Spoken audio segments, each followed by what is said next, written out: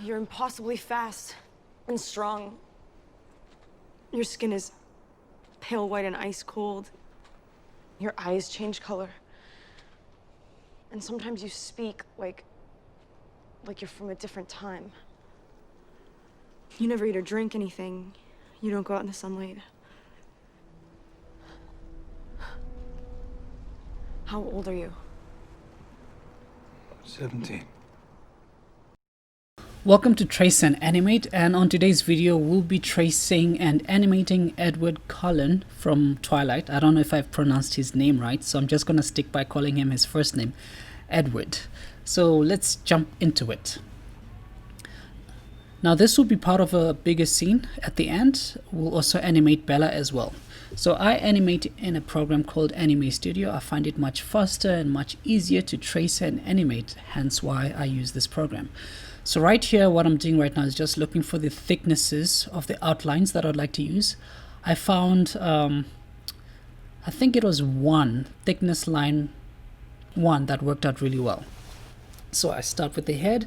I find animating the head much easier because it's quite encouraging as your character starts taking form, you know, the more you go on. Because sometimes you start with the body and things don't always look too good, and then you get discouraged and give up along the way. So starting with the head always helps, but there are instances where I've worked on the body first. Either way, I think it depends on the type of preference that you like.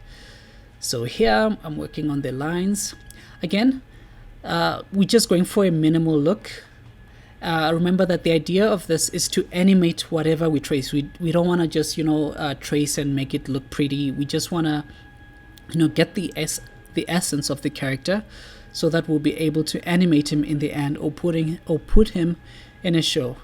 So ideally, you'd want to use this technique if you're into fan fictions. You can do this for anime, movie, series, whatever you'd like to do. If it's a fan fiction, it helps in the sense that you don't need to design characters from scratch.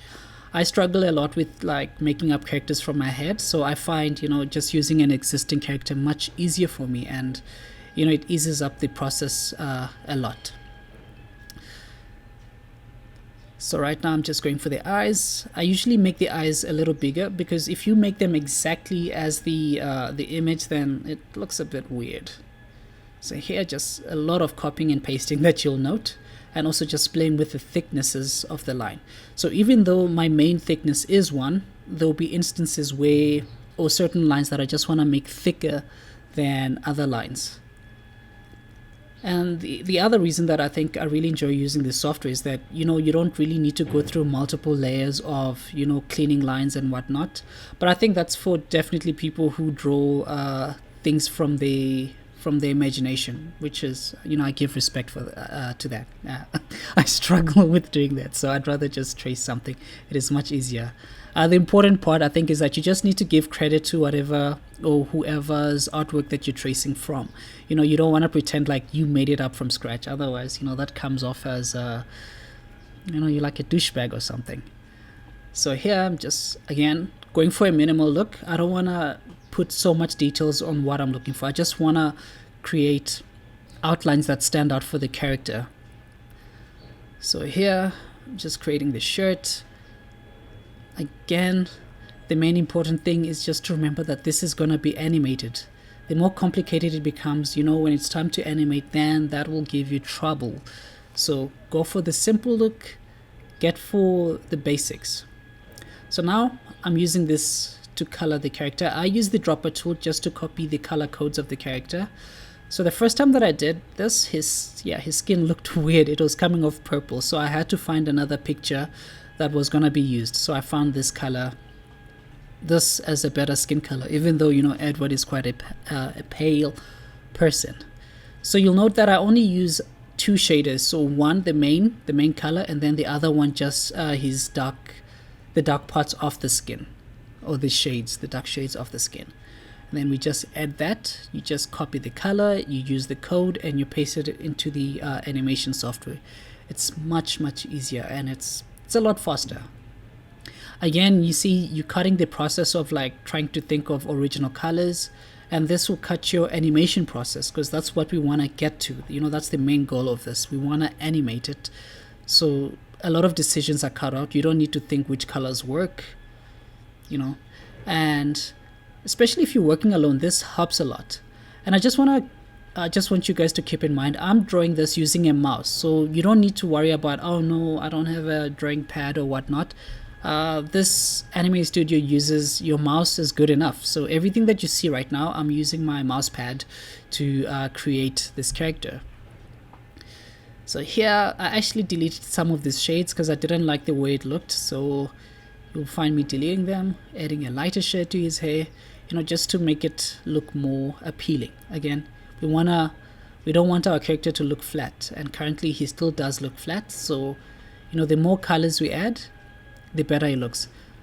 Going for a minimal look with shades, but I don't know.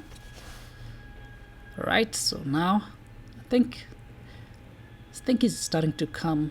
Alright, so here when I was designing his body, oh man, I struggled with this because he kept on looking flat. And I kept on telling myself, don't go for too much details, but I did add the creases to his shirt, as you'll see as the video goes on. If you like what you're enjoying, if you like what you're watching, please consider liking and subscribing. I'm fumbling a lot because this is the first video that I'm doing, and I don't usually record myself. You know, I usually just do the work and send it out to a client, so it's weird, you know, recording this stuff. So if you like what you're watching, please consider subscribing and hitting the like button. I'm gonna have to get used to saying that. But alright, so now we're creating his arm. Again, we're going for the minimal look. We don't want to create too many details, and I don't plan on using his hand in the animation. So whatever won't be on screen, you don't need to put a lot of details in it. The camera will hide it. So you just want to really worry about the stuff that appears on the frame. Alright, so now we're adding the creases to his shirt, you know, making his shirt come alive. They're starting to look a bit better. I'm starting to get more confident because I always lose courage, like during the animation. You know, sometimes you're like, nah, this is not looking like what I intended it to look like. So that happens a lot, so don't worry too much about it. Okay, so here I'm adding more creases to his shirt. Now the best part is that once you design one arm, you don't need to really do the other one. All you'll have to do is just copy and paste. And you can see on the left hand side, or right hand side rather, on the left panel, that I don't use a lot of layers. It's just simple layers. So here I'm adding details that I promised that I wouldn't add, but I just think, will it affect my animation or not? So in this case, I think the lines that I've added, it doesn't really add to the animation, so it's not going to create a problem. So here I just duplicate the other arm. You can see how the arm moves, and I just, you know, adjust it to make it look nice. And then yeah, it's starting to come together. So now it's just the minute details. I tried adding a shadow on his face, but I struggled a lot with it, so I was like, nah, let's see what we can do. Alright, here again, just putting more thicknesses that add, you know, that make it look much nicer than adding, you know. So now I'm not more tracing as much, I'm just, you know, adding my own little flavor, as they call it, to it. And then here I'm just looking at him in different zooms, or scales rather, so you can see doesn't look bad. Doesn't also look exactly like Edward, but it's fan fiction. That's my excuse for everything. Okay, now that he's ready, you know, I'm just gonna start animating his eyes. I play around with the animation. As you can see, I've put him in frame now. The mouth is not really animated, so I will have to animate that at a later stage. For right now, I'm just playing around with the face. Again, this isn't the final animation. It's just, excuse me, almost for me to see if I can, sorry about that. Almost for me to see if I can animate him. So here we're just creating his eyes so that he'll be able to blink. By the way, this is my 4th time recording myself, and I was like, you know what, just do it.